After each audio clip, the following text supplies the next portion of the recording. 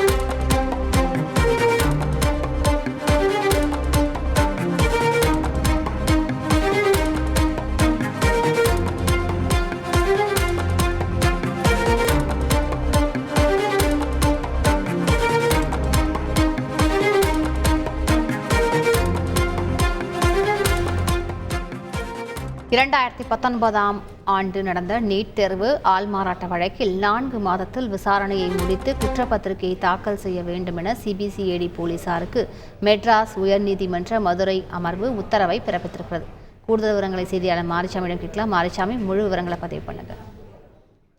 நாடு முழுவதும் பெரும் அதிர்வலைகளை ஏற்படுத்திய 2019 ஆண்டு நடைபெற்ற நீட் தேர்வு ஆள்மாறாட்ட மோசடி வழக்கில் 4 மாதத்தில் விசாரணையை முடித்து குற்றப்பத்திரிகையை தாக்கல் செய்ய வேண்டும் என சிபிசிஐடி போலீசாருக்கு மெட்ராஸ் உயர்நீதிமன்ற மதுரை அமர்வு அதிரடியாக உத்தரவை பிறப்பித்திருக்கிறது.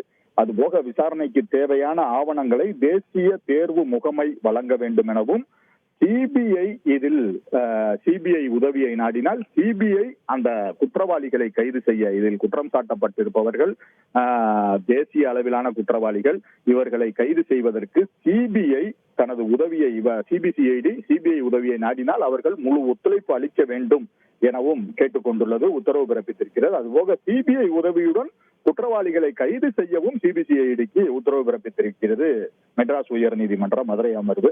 இந்த வழக்கின் பின்னணி பார்த்தோமானால், கடந்த 2019 ஆண்டு நீட் தேர்வு நடைபெற்றது. இதில் ஆள்மாறாட்டம் செய்து தேர்ச்சி பெற்று சென்னையை சேர்ந்த மாணவர்கள் தேனி மருத்துவக் கல்லூரியில் சேர்ந்தது தெரிய வந்தது. இந்த விவகாரம் நாடு முழுவதும் பெரும் அதிர்வலைகளை ஏற்படுத்தியது.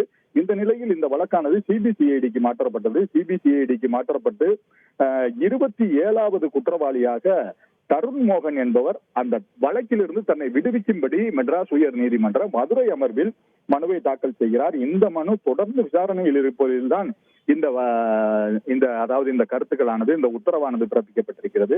அதுபோக சிபிசிஐடி தரப்பில் இன்று ஆஜரான அரசின் கூடுதல் குற்றவியல் வழக்கறிஞர் செந்தில்குமார், இந்த வழக்கில் குற்றவாளிகள் பல்வேறு மாநிலங்களில் இருக்கிறார்கள். தேசிய தேர்வு முகமையே இந்த தேர்வை நடத்தினாலும் ஆதார் விவரங்கள் தேவைப்படுவதால் இந்த வழக்கில் சிபிஐ உதவி கேட்கப்பட்டிருக்கிறது.